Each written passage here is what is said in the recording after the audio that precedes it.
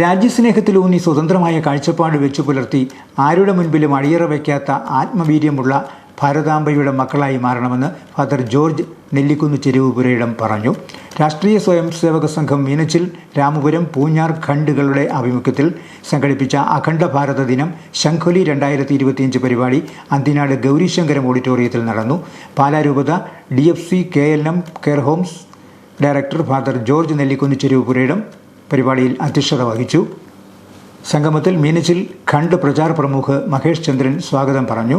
ദേശീയ അധ്യാപക പരിഷത്ത് സംസ്ഥാന ഉപാധ്യക്ഷൻ ജിഗ്ഗി മാഷ് മുഖ്യപ്രഭാഷണം നടത്തി. ഭാരതത്തിൻ്റെ ആധ്യാത്മിക പൈതൃകം സ്വാതന്ത്ര്യ സമര സേനാനികളിലൂടെ നുകരാൻ കഴിഞ്ഞ തലമുറയാണ് അഭിനവ ഭാരതത്തെ വാർത്തെടുത്തതെന്ന് അധ്യക്ഷ പ്രസംഗത്തിൽ ഫാദർ ജോർജ് പറഞ്ഞു. വളർന്നുവരുന്ന യുവതലമുറയോട് രാജ്യസ്നേഹത്തിലൂന്നിയ സ്വതന്ത്രമായ കാഴ്ചപ്പാട് വെച്ചു പുലർത്തണമെന്നും ആരുടെ മുൻപിലും അടിയറവ് വയ്ക്കാത്ത ആത്മവീര്യമുള്ള ഭാരതാംബയുടെ പുത്രന്മാരായി മാറണമെന്നും ഫാദർ കൂട്ടിച്ചേർത്തു. നല്ല ശീലങ്ങൾ വാർത്തെടുക്കുന്ന, രാജ്യത്തെ ലോകത്തിൻ്റെ നെറുകയിലെത്തിക്കുന്ന വൈഭവം കാഴ്ചവെക്കാൻ കഴിയുന്നവരായി മാറണമെന്നും അതിന് സംഘടനയും സാങ്കേതികതയും നല്ല രീതിയിൽ ഉപയോഗപ്പെടുത്തണമെന്നും ഫാദർ ജോർജ് നെല്ലിക്കുന്ന് ചെരുവുപുരയിടം പറഞ്ഞു. രാജ്യം ലോകത്തിന് നൽകിയ മഹത്തായ സന്ദേശമാണ് മാതൃത്വമെന്ന് മുഖ്യപ്രഭാഷകൻ ജിഗ്ഗി മാഷ് പറഞ്ഞു.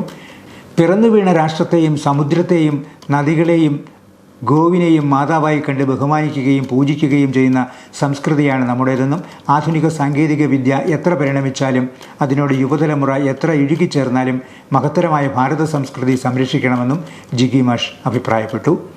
ജില്ലാ വിദ്യാർത്ഥി പ്രമുഖ് VS ശ്രീജേഷ്, സാമാജിക സമരസത ജില്ലാ സംയോജക് മനോജ് സോമൻ തുടങ്ങിയവർ സംസാരിച്ചു.